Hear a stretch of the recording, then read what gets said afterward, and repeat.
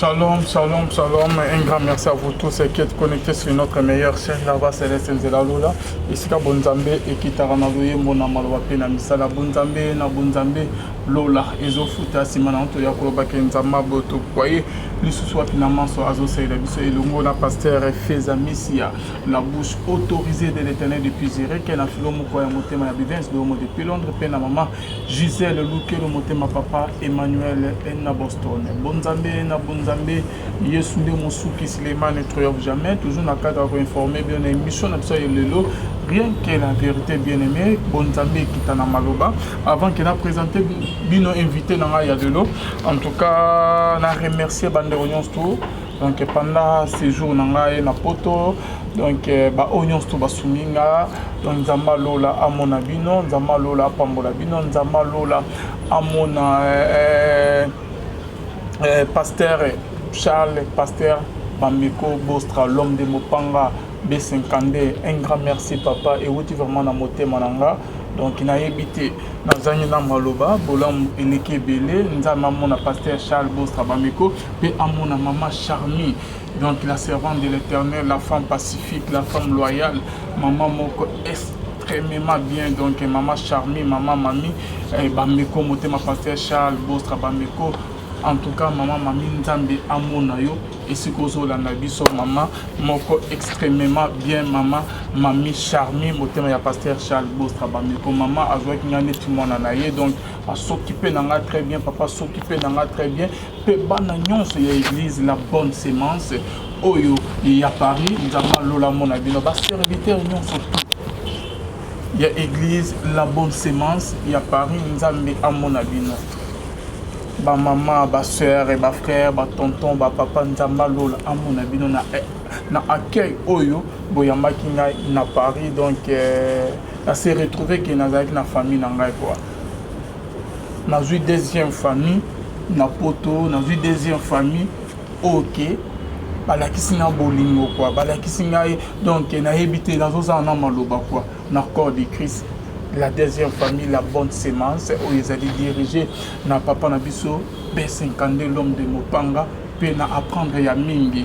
Na ba moment moi que culte ici toujours sur na papa toujours solo là donc na apprendre vraiment ya mingi et pas papa Charles Bameko donc ba ceux qui va serviteur nyonso ya mokili bazali net vraiment papa Bostra Charles Bameko mais Congo na biso ninge comme na niveau te to nya to lela te Congo ninge comme na niveau te ninge zala na ba situation toza na ngote parce que ba pasteur rebelle bazali ndenge mon côté donc voilà quoi et là toujours na signe dans le barake pour découvrir un homme de Dieu et en aïlo comme automi balé façon à koloba na épée humilité na bien aimé parce que élévation au soginza matomboli na basala nzambe be ko que to s'approcher na bango et a toujours organisé à katina bango mais na trouvé pas papa Charles simplicité wana humilité wana en tout cas papa nzambe amona yo en tout cas na ligne qui na remercier vraiment liboso caméra pe équipe mobile ya la voix céleste et seigneur pasteur Charles Bostra Bameko na maman Mami pe église mobile ya la bonne sémence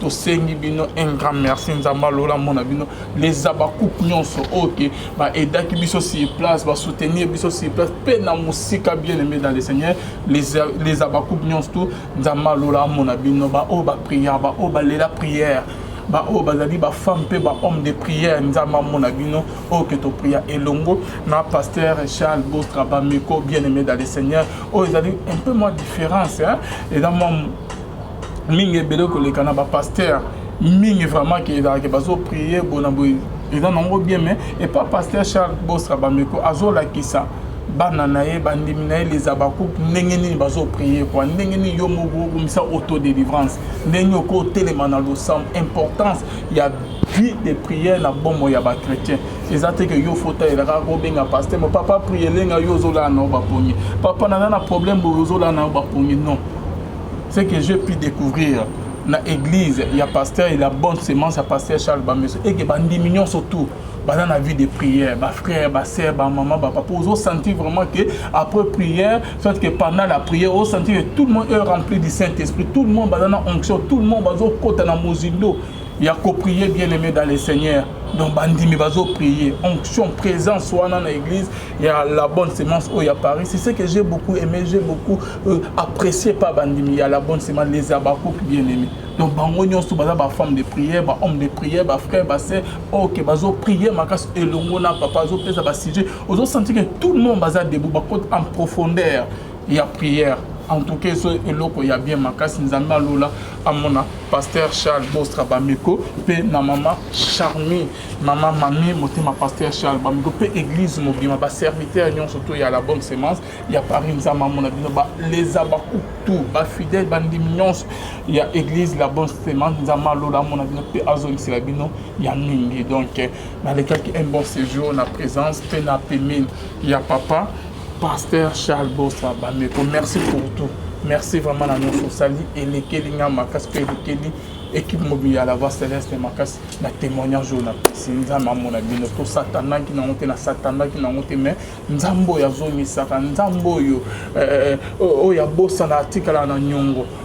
Nzambe wana zoni c'est la bino ya mingi maman mami pe papa Charles Bostra Bameko pe ba serviteur il y a la bonne sémence pe les abakou tout nzambe amona bino to zoni c'est la bino ya minga tika na nyongo na bino te quoi ano esila te nzambe sala bino bona pe botatola bolam ya nzambe lola nazanga imorote nazali na mon frère l'homme de Dieu pasteur David Kenga Poutou.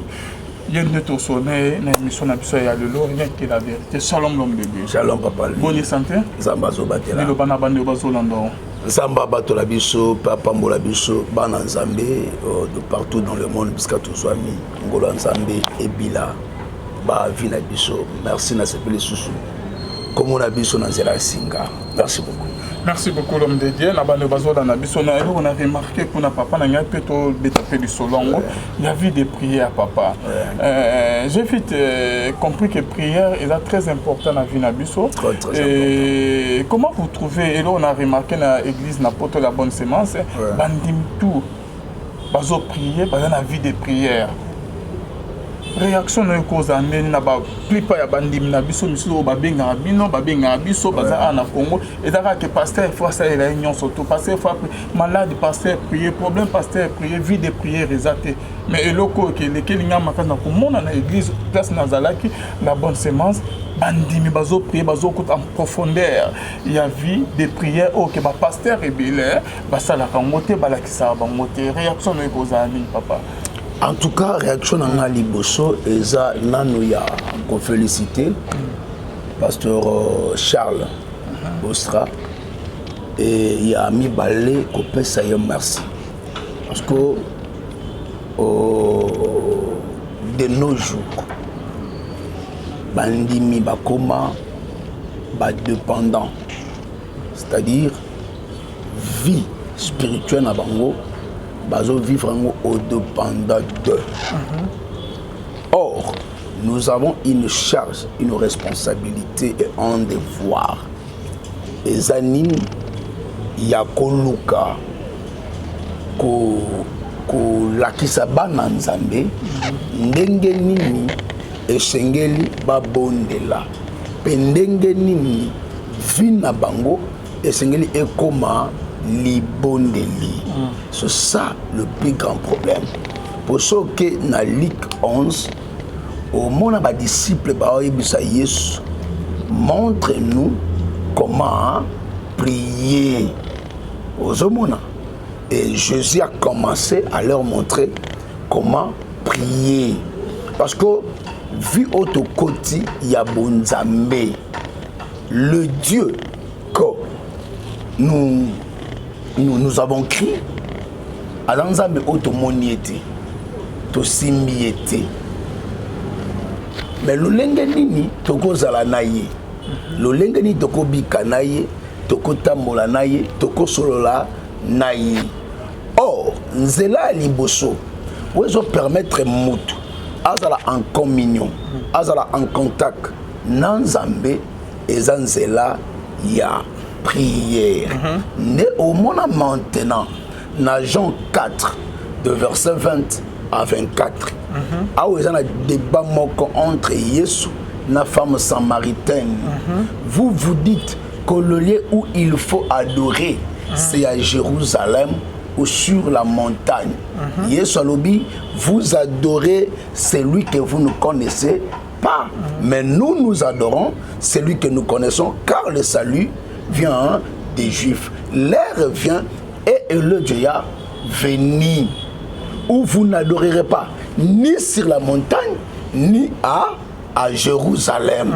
Alors, Yesu a expliqué moi na moi siao. Et à ceux qui prennent moi l'heure déjà venu où les vrais adorateurs adoreront le Père en esprit et en vérité, car ce sont ceux-là les adorateurs que le Père aime. Parce que verset Oyesimbanga Ming à verset 24, Alobi Boye, Dieu est esprit. Et ceux qui doivent l'adorer, les doit en esprit et en vérité. Lorsqu'il dit qu'il faut l'adorer en esprit, comment est-ce que l'homme qui est chair, l'homme qui est matériel, peut entrer en esprit, peut prier en esprit, peut adorer en esprit? Le vrai problème, Yangwana. Or, le seul chemin, le seul canal, le seul enjeu qui permet à l'homme d'entrer en esprit, c'est la prière. C'est dans la prière que l'homme devient esprit. C'est dans la prière que l'homme devient incontrôlable. C'est dans la prière que l'homme devient un extraordinaire. C'est dans la prière que l'homme est capable de transformer même des montagnes. C'est dans la prière que l'homme devient invisible. C'est-à-dire que la prière, c'est un enjeu qui change le tas de l'homme, qui enlève l'homme, qui le fait quitter dans le temps physique pour le rendre en esprit. Et qui permet maintenant à celui qui était physique d'entrer en contact à celui qui est spirituel. Or, qui est spirituel, c'est Dieu. Comment je peux devenir esprit? C'est par la prière. Or, ce qu'on écoute, ce qu'on dit ensemble, ou une église, à la kisi bananaye, bananzambe, comment prier? Et bananzambe, bakomi bango moko na vie de prière, koke moshikate. Cet homme-là, lui-même, est un homme de Dieu. C'est une personne que Dieu a appelée, qui a reçu l'appel authentique.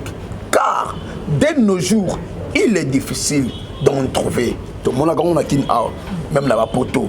Au monde qui bat dans sa base là. Pourquoi? Parce que en allant en église, ils sont dessus. Vie de prière exaltée. Mais ce qui dans nos jours, c'est une personne à féliciter. Comment prier, binomo, mise en charge quoi. Malgré que papa Azali a prié, binomo peut avoir la vie de prière. Na ba culte tout, na participer, na assister papa. Na maman prier aux autres, basimi badi. Donc en présent, bazo prier na ba serviteur, ba intercesseur. C'est comme si tout le monde, ce sont des intercesseurs. Ils ont prié, pourquoi ok, on a qui pasteur est belé qui ça a envie de prière. Qui va dépendre quand on pasteur. Et surtout belé peut balé quand on est.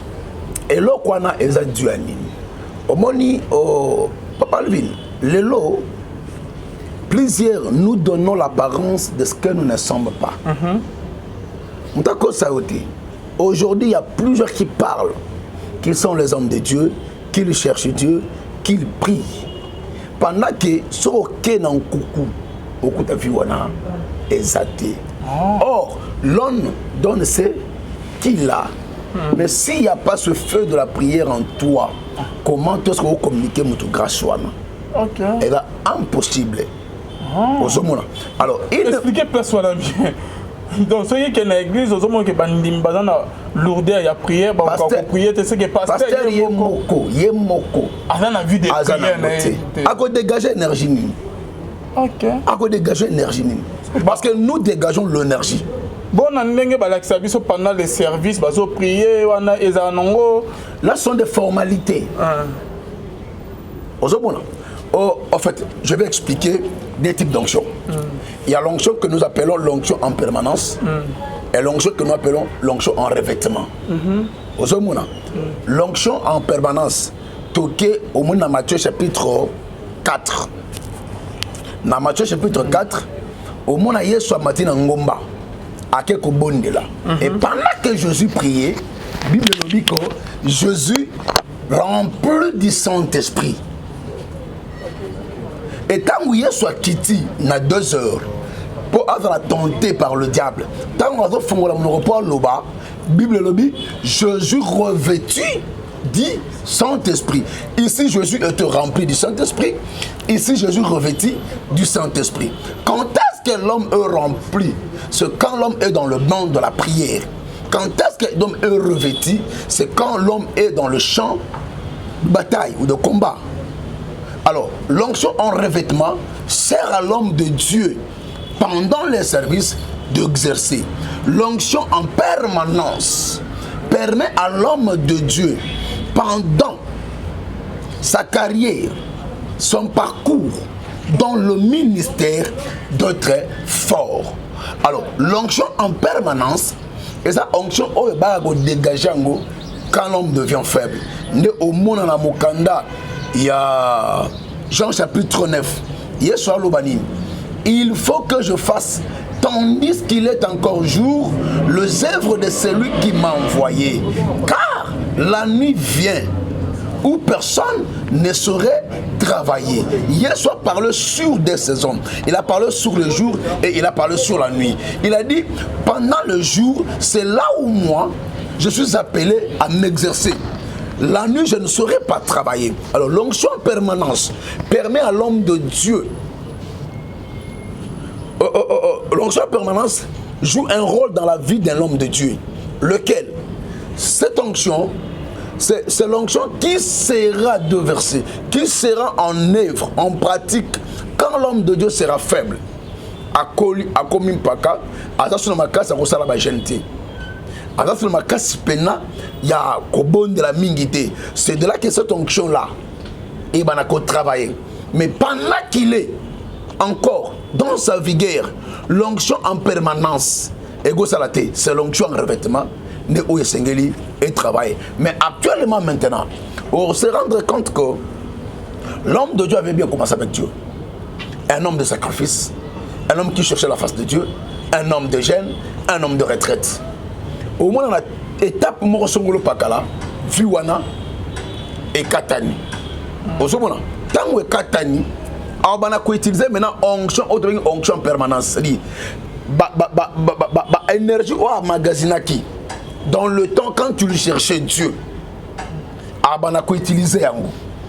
Et après quelques temps, et au katana, maintenant, au coup de vie à Moutouana, et on a suivi la prière. Nous sommes à Yesu qui est dans le temple. Lorsqu'on parle de la temple, dans la révélation, ils ont d'écouter. Ils ont d'autres mots. Car il est mort, ne sachez-vous pas que votre est le temple du Saint-Esprit. Mais aïe, à Koutiko, temple Wana, au lieu de la prière, ma commission, bisika commerce. Yesu ganga lobby, il est écrit que ma maison sera une maison de prière et non un lieu de marchand. Quand est-ce que maintenant le marchand bazwaka esika bazwaka trône na vu à mutu bakota kana temple pour banda ko sakana, c'est quand maintenant le feu de la prière est koufi. Papa Levine, un homme de Dieu qui n'a pas une vie de prière, crois-moi, il n'y a rien de spécial où il y a communiquer et pas bananaïe. Où il y a coupé ça et pas bananaïe et causalate. Mais un homme de sacrifice, c'est celui qui transmet aux autres. C'est celui qui donne aussi aux autres la vie qu'il a. Au monde, t'as bien, Jésus de son vivant. À chaque fois qu'il est monté, Nangomba, Marc Alobi, il se choisissait qui il voulait monter avec. Le Yesu Ando Matangomba yé mon côté. Mais pourquoi nini? Parce qu'à chaque fois nous avons noté. Un jour nous avons cabino. Et nous avons cabino. Nous avons pour la couverture. De bino moko. Oboye koli nanga. Bon on a pratiqué yango. Et tant que Yesu akei, obaye kolaki. Et pas naye, ne ba komayi ko salela. Or, Yesu Lobi allait partout dans le monde jusqu'aux extrémités de la terre et faites de toutes les nations mes disciples. Un disciple se diffère d'un croyant. Un disciple se diffère de celui qui cherche Dieu. Un disciple, c'est celui qui a pris de Jésus sa vie, a fait de Jésus sa vie. C'est celui qui a absorbé la vision de Jésus en lui. Et un disciple, c'est celui qui s'accroche à la parole de Dieu. Un disciple, c'est celui qui a fait de la prière sa vie. C'est ça un disciple. Alors, ce qu'on continue dans l'église, sur place, une telle vie, crois-moi, et où tu m'as chicaté, et où tu n'as pas, et où tu n'as ange église, n'a visionnaire. Si le visionnaire n'a pas une bonne vie, n'a pas une vie de prière, à communiquer na bananaye et l'autre mon côté, à ta mon côté. Mais si cet homme a la grâce de Dieu à communiquer, il y a tellement de charlatans partout. Suite à Nine. Parce que déjà de nos jours, vie sincère, il y a prière et ça sauté. La chrétienté est comme le slogan. Baye banga ke na sambelaka. Baye banga ke na kendaka église. Baye banga ke na lukaka nzambe. Baye banga ke. Mais au fond, ce n'est pas ce que nous donnons comme impression et pas à battre. Et ça, le quoi j'ai bête. Il s'habillait trop bien. Ce gars Bimi, il était élégant. Mais Nakati, Nasabi Lamba, il était souffrant, il avait une maladie. Lui, ça connaissait le temps de sa vie. Son état spirituel. Or, c'est ce qui se passe dans le corps du Christ. Beaucoup de gens parlent de Jésus pendant qu'ils ont bongoté. Kende dans acte 19. Au moment histoire de 7 fils de Shifa. Basalini bango pe balingi bakende ko bengana milima bendenge polo no sanini ando bengana. Et cet esprit qui habitait dans cet homme leur a dit, je connais Paul. Et Jésus que Paul prêche, je le connais. Mais bino bozaba banani. Ozomona identité spirituelle na bango ezalaki nini. Mais na miso batu mususu ba bango pasteur. Banganga nzabeti. Bato basambelaka, ainsi de suite. Mais devant ce démon-là, à détecter bango. Donc, apparemment, ce bango ne sait pas batou. Il y a un mot au bango basalaki. Et suite, il y a un mot démon, betaki bango. Et à kata bango bilamba, à tiki bango bolumbu libanda babimi bango. Nous sommes dans un monde rempli d'hypocrites. Un monde où les gens donnent une façade. Alors yeb sangai déjà non papa yemoko azalaka moyibi, papa yemoko azandoki, papa yemoko muto lokuta, papa yemoko via bienté, éducation à malamu te akopesa moi éducation. Pourquoi te finga kabana batu mungabi mon a mal éduqué hein pour nani tant tali éducation à moi. Tu te rends compte que Moutou a éduqué qui a éduqué Malamouté. On a éduqué si Moboti n'a été. Si parents n'a été. Parlons de vie de prière, tout le monde n'est pas banni. C'est que, il n'y a pas de tata. Ce qu'on a une église, une église où les gens, la vie de prière, et où tu musikate, et où tu es pas racine. Et pas papa n'a jamais c'était. Et cause à la malam, ceux qui misent à malam, ceux qui misent à ma paix, ils ont besoin de la mabe. Mais ceux qui ont malam, ils ont besoin de la malam. Il doit être clair. La nature elle-même ne vous êtes pas une leçon. C'est clair. Ce qui est vu, c'est que n'est pas papa et qui n'est pas ban. Il loin de ma tête et ma coupe. C'est comme ça là. Félicitations à Bakou, nous surtout partout dans le monde. Ok, dans la vie de prière, vie à Mopanga toujours. Merci, la visionnaire Charles Bostra Bamiko, l'homme de Dieu, l'homme de Mopanga B52, Motema maman Nabiso Mami Bamiko, Topesi Mbote. Papa toujours dans l'histoire de la vie de prière, qui n'a pas découvert comment on a l'église, il y a la bonne sémence, qu'on a poto na Paris. Et là, nazo na vous opposé eza o ke na kina bandimi belé baza na vie de prière wana te ni ba o ba benga ba pasteur o ba leka na net awa vie de prière et pourquoi ba pasteur ba lakisa bandimi na bango ndenge ya ko prier te ouais faut bango ka ba ya ba tcheli bango loboko apesi offrande bona bo mais bazo lakisa bango te pourquoi ouais bi ça na comportement mo to be caractère moko où ça développé actuellement na ba couche nyonso. Et le quoi tout ça, dans ma ensemble, je parle maintenant des hommes appelés les serviteurs de Dieu. Okay. Caractère en est au benga cupidité, le quoi soit mbongo. Alors, caractère wana, le quoi est comme développé et pas à bachal ensemble. Qu'est-ce qu'ils vont faire? Bakolinga kate ke ban ensemble baye kola. Vérité wana bazala na yango. Bakolinga bango bana nzambe babana ko dépendre na bango, c'est-à-dire bako cacher bango vie ya mabondeli. Bakolinga maintenant que bana nzambe baya kaka epa na bango. Alors tango bazoya ka epa na bango, tango bazoya ka epa na bango, c'est de là maintenant bango bazo profiter pour na ko suturer bango ba présent. Ozomona constituer bango la présence. Oh, en réalité, l'homme ne guérit pas. Non. L'homme ne guérit pas. Celui qui guérit, c'est Dieu. C'est pas l'homme. Quand bien même dans sa souveraineté, Atia ba grâce moko particulier et pas basalinaye. Mais crois-moi, papa Alvin, tout ça sur notre temps ancienne alliance. Oh, yo wapi, il y avait le lieu très saint, le lieu saint. Et le parvis, parce que na liwa ya Yesu, même voix louana et pasna et katanaki et kabonaki et pesa ki mutu même dans la parvis accès ya côté na lieu très saint. Au monde en Romains chapitre 8 verset 1er à 2 lobby. Il n'y a aucune condamnation pour ceux qui sont en Christ. Car en effet, la loi de l'esprit de vie en Christ nous a affranchis de la loi, du péché et de la mort. Nous a affranchis, nous a libérés. Nanzela ya Yesu nde tozoa somi. Nanzela ya Yesu nde tozoa bomoy.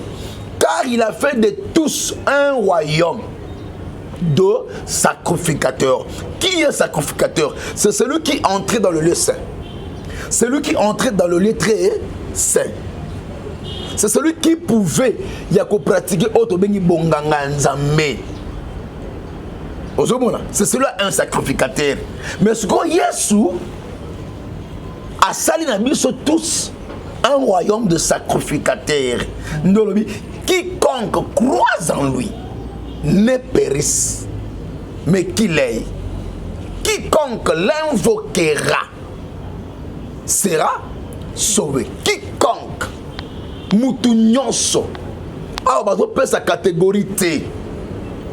Un enfant de Dieu, celui qui a reçu Christ comme Seigneur et Sauveur, aza capable d'abonner mutu maladie fabrique papa. Ce n'est pas seulement réservé aux hommes de Dieu. Non, c'est tout dans l'ancienne alliance. Yesu a appelé sa biso accès. Il n'y a que le nom de Jésus qui guérit. Il n'y a que le nom de Jésus qui bénit, qui élève, qui restaure, qui donne la paix, qui donne le salut. Le nom de Jésus. Quiconque croit en ce nom-là, elle invoque. Il faut mon résultat. Mais maintenant, ce qu'on dit ensemble, au lieu, parce que le rôle que Dieu, jusqu'à aujourd'hui, avait gardé Bisso, na kati ya l'église lokola ba papa lokola ba kambi na kati ya église eza nini ya kozo skoyo ba na nzambe ko lakisa bango comment tosko la chrétienté doit être une vie et non un slogan ba vivre yango ozomona olali na butu tu n'as pas besoin d'appeler le pasteur papa au moni ndo il faut bien un pasteur et ozo bien le téléphone était Abomayo, tu n'as pas un enfant de Dieu. Un enfant de Dieu, c'est celui qui est capable. Problème, mais a gagné Yesu. Papa, on a dit que la moto n'a qu'à mutuka accident. Parce que on n'a pas dit que ça yo. Le pasteur ne sauve pas. C'est Jésus qui sauve. Le rôle que nous avons, et ça maintenant comment vivre avec Jésus. Dans Jean chapitre 4, il y a sa femme samaritaine, non. Yesu ayebisa yete na muyuda mais asenge mai mwana mwasi atala bi non oyo na biso bango toyoka na kate ndenge nini atala kutuma ayebike oyo aba muyuda on va musamaria. Les Juifs avaient leur accoutrement, leur manière de parler, leur manière de marcher, leur manière de faire, de vivre. Les enfants de Dieu ont leur manière. On se diffère des autres. Or, le rôle maintenant que nous, comme les encadreurs, que Dieu a placé, comment prier. Parce que l'homme est l'ensemble de 3 compartiments. L'homme, c'est la chair, l'homme, c'est l'âme, l'homme, c'est l'esprit. Or, au monde, dans Matthieu 4, dans le désert, ce que vous avez moi dans Zambé, ordonné que Liban Sanini et bon maman libre. Jésus répondit que l'homme ne vivra pas seulement du pain, mais aussi de toute parole qui sortira de la bouche de l'Éternel. Là, on a bien. L'homme ne vivra pas seulement, c'est-à-dire que l'homme vivra et du pain et de la parole. Pourquoi le pain? Le pain sert à la partie chair, la partie physique de l'homme. Et c'est la macasse. Ce que vous avez été papa au gros de la pético, au coup favante. Les autres, il y en a besoin de lipa, il y en a besoin de maille, il y en a besoin de kwanga. Parce que hormis la partie physique, il y a la partie que nous appelons la partie âme et la partie esprit. La partie âme, c'est quoi l'âme? L'âme, c'est le siège de la conscience. Là où la raison est vendue. Il y a l'âme. Maintenant, l'âme se nourrit de la parole. Mais une parole qui se diffère de la parole que l'esprit doit consommer. L'âme consomme quoi? L'âme consomme la parole éducative ainsi qu'instructive. C'est-à-dire, ozaki si mwana ko yibeza mabe banga mukolo ya yoza ya yo teza yo te. Tala exemple, mwana balabala na mwana ndako so ba otambola yo moko fando tali weba no o mwana ya balabala o mwana ndako mwana o atangite na o atangi so ba oluba o talobi o ya tangi o atangite pona nini eza na carence ya nourriture am ya mwana ndako balesa yango ndene sengela salela ndene sengela tambolela mais oya balabala muto ko lakisa ye azate amener à pauvre. Oh, il y a tant qui que 1 plus 1 égale 2. Mais oh, on a qui s'est monté devant calcul, devant agoraté. Il y a un tant que dans la primaire. Moi, dans la primaire, différence c'est ça. Primaire, secondaire, humanité, différence ça. Université. Au moins, les connaissances, elles ont collé au fur et à mesure. Moutazo est collé. Alors, surtout le mot wana chikoy. Donc la troisième partie, c'est l'esprit. Maintenant, l'esprit ne se nourrit pas du pain. L'esprit ne se nourrit pas de la parole éducative, ensuite instructive. Non. L'esprit se nourrit de la parole religieuse. Lorsqu'on parle de la religion, le nôtre, c'est la chrétienté. Mais il y a aussi le bouddhisme, la religion, la lumière de Dieu, et ainsi de suite. Kuna ba pena bango ba brochure bango ba livre na bango ba parole na bango entre autres la loi du karma bango ba ekola kuna ozobona et permettre l'esprit na bango pe ekola de même que nous le chrétien pour nous notre soubassement c'est la Bible. Ozobona notre âme doit se nourrir de la Bible. Ozobona maintenant dans Josué chapitre 31 dans verset 6, Yesu azolo bana na Joshua bi que le livre de la loi ne s'éloigne point de ta bouche, mais dis-le jour et nuit. C'est alors que tu réussiras et tu auras du succès dans tout ce que tu entreprendras. Tu vas réussir, tu vas avoir du succès. C'est la parole de Dieu.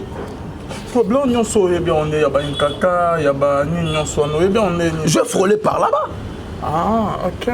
Quand je suis au campus, j'avais fait le bouddhisme par correspondance. J'étais à Le Kanka, la région du son de Dieu et de la lumière. J'étais là et je connais beaucoup de secrets. Ah bon? Oui. Pour notre la montée, je connais beaucoup de secrets là-dessus. Mais transmettre la lumière, je connais. Comment tout ce que Moudoro c'est la voyage astral, je connais. Parce qu'au niveau combien il y a déjà dans le campus, c'est que dans le campus, quand vous étiez encore étudiant ou comment? Quand j'étais encore étudiant, il y a papa le film, les parents ont un devoir, une responsabilité. Donc il y a héritage, oyo et l'équipe héritage nyons, oyo mobot à côté que la bande, ils a quoi yesu. Eza héritage oyo bakoboto la mutata mukolomo côté. Eza héritage oyo Jonas a se retrouvé nébalé à sa repentance zamba bikisi. Eza héritage oyo fidélité et persévérance. Il y a ba compagnon à Daniel ainsi que Daniel na fosse au lion na fournaise ardente ba bikela.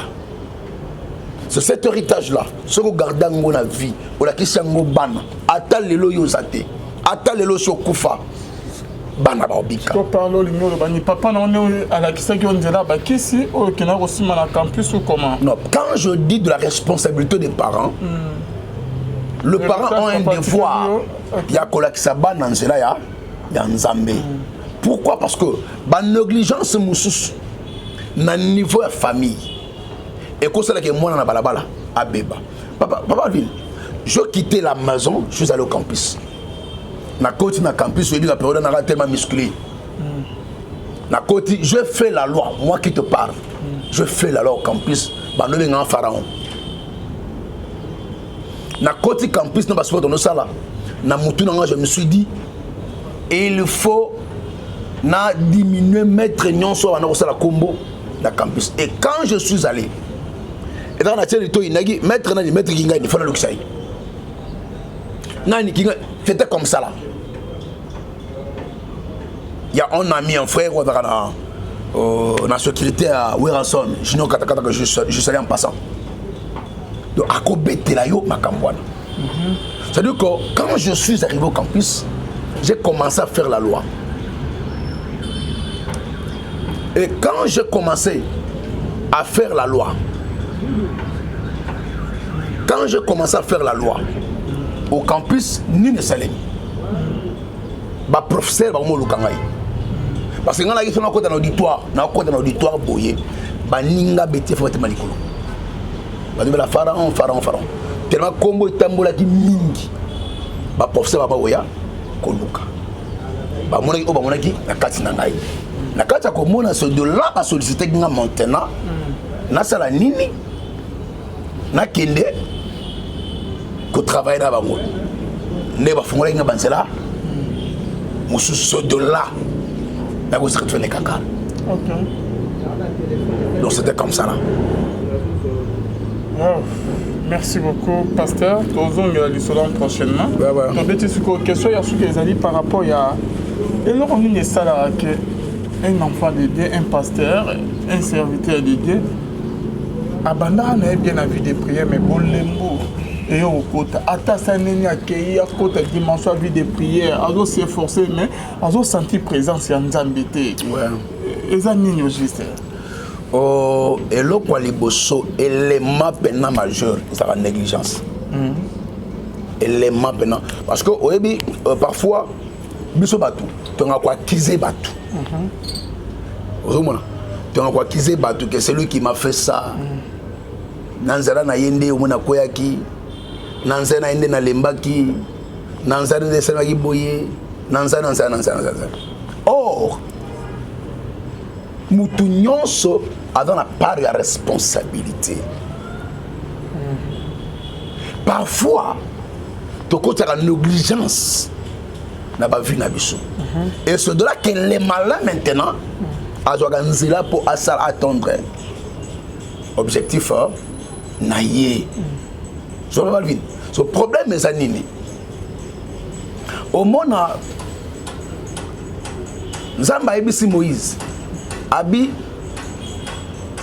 parle à mon peuple. Moutou mon côté, à quoi traiter alliance d'un peuple étranger sans consulter Ngaï. On a un parcours, nous côtoyons tout le monde sans discernement. Nous devenons amis de tout le monde sans discernement, sans consulter l'Éternel. Oublions que la vie d'un homme, c'est un combat. La vie chrétienne, c'est la vie des interdits. Il y a des choses que nous ne sommes pas censés faire. Des choses que nous ne pouvons pas toucher. Aujourd'hui, Israël, bazo bunda bitumba. Na peuple moi mouké. Mais peuple est bête Israël mabé. Je sois l'Élie. Mais comment? C'est de là que Dieu va leur dire na kati na bino ezana mutu oyo asimbi biloko dévoué par interdit anango na kati. Aussi longtemps bolongo liété. Pour remporter victoire. C'était à quand? C'est pour dire quoi? La vie chrétienne est une vie des interdits. Il y a des choses, papa le vin. Il y a des choses au gosa la montée. Parce que le paix chrétien, il y a des choses que nous ne sommes pas censés faire. Et le mariage. Moi, si nous sauté, mobile nous sauté, aza mutako linga, mutako vivre na ye, mutako bala, non, non et non et non. On a vu Samson, un homme fort, puissant, un homme qui pouvait défier toute une armée des Philistins. Mais qu'est-ce qui se passait? Bah prince des Philistins. Non, non, non. Tous les princesses soyou. Tout tindaye. Na mission. Pour la nine. A découvrir secret. Il y a Samson.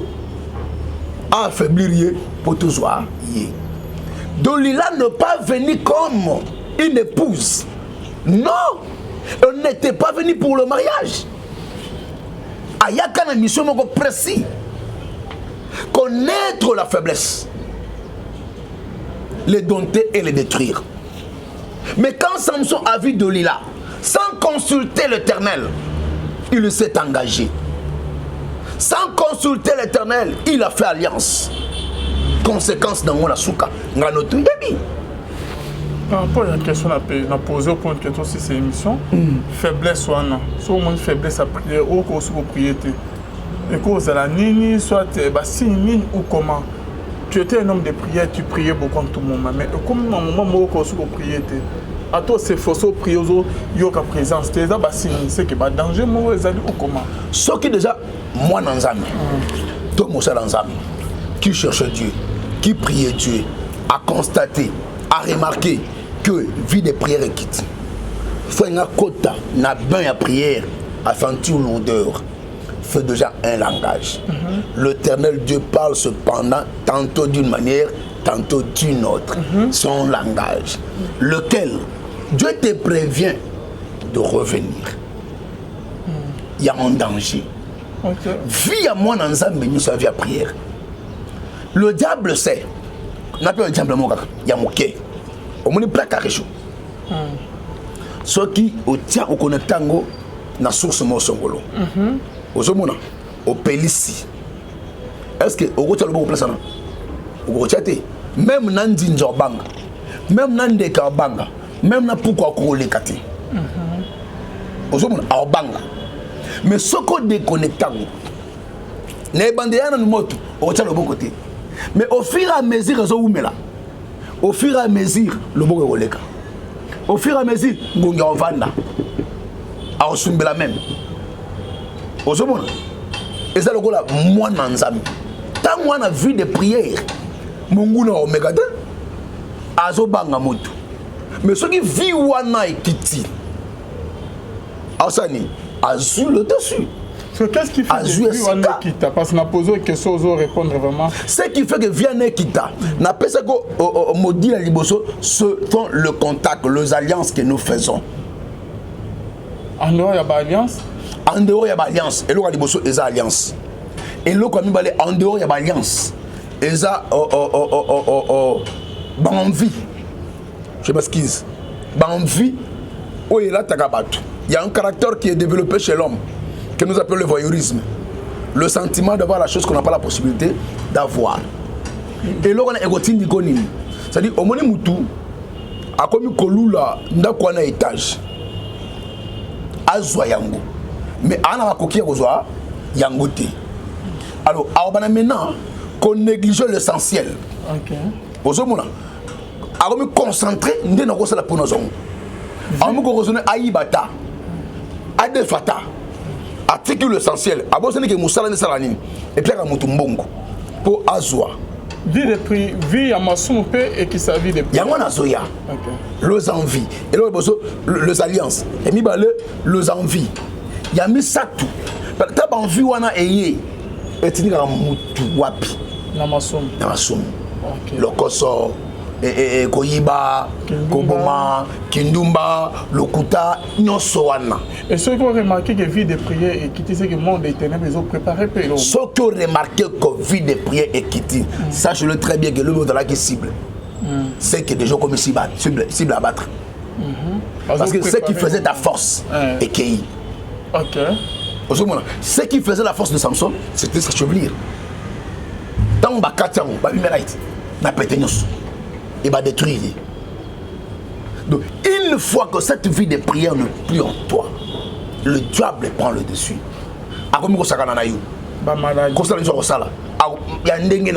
Le fait de là qu'il cherche, il va chercher à les détruire. Mais à détruire à mon côté, à détruire à mon côté, à ne pas comme screw, à comme aventurier, à comme moyibi, donc à tambousson au finish. Atteindre l'objectif éliminer. Car le voleur dans Genèse 10 ne vient que pour détruire, dérober, égorger. Détruire quoi? Dérober quoi? Et égorger quoi? Prochainement, deuxième partie de l'émission d'Ambissé Rosala, nous sommes arrivés à la fin de notre émission concernant le sujet de la prière. Tozo qui se papa, il tourne à la question de ni mes âmes, beaucoup benga, nous connaissons pasteur David Poutou, toi beaucoup mais l'émission n'a pas question de poser. Prochainement, deuxième partie, il y a une émission sur la vie des prières et que Zala Tozo qui se papa et que Zala bien marqué. Dans le contexte, nous sommes benga, au PC Nimter. Ouais, le contact sur plus 243 82 411 32 46. Il y en a épinglé le moko. Naraki, l'Éternel Dieu parle cependant, tantôt d'une manière, tantôt d'une autre. N'est-ce que parfois, ce qu'on a la bague négligence. Nzambe a kotika mwana na yaki ni mushika na été sans à prévenir. Et bandaka ndengenin, Dieu parle par les songes. Pour mona, tokota na prochainement na angle wana, je vais expliquer comment est-ce que maintenant Nzambe a repéki sa mutu. Comment Nzambe a repéki sa mutu. Et comment mutu a la porte mascoyo. Merci beaucoup. Merci à Arnold Kamande, Azaïs na caméra. Bonzambe, na bonzambe, Lola. Ezo Futa, Simananto Yakolobake, Nzama Boto, Kwaye. L'issue soit na manso. On se retrouve à la prochaine. Bye.